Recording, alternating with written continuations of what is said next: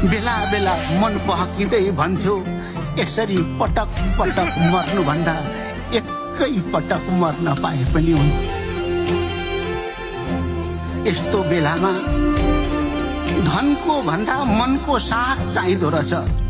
सायद पूर्व जन्ममा केही सुकाम गरेकी थिए, त्यसैले होस्टे गर्न माइती आए, हैसे गर्न छिमेकी आए, त चिता भन्न आफन्त आए, म पुर्याउँछु भन्न दैव आयो।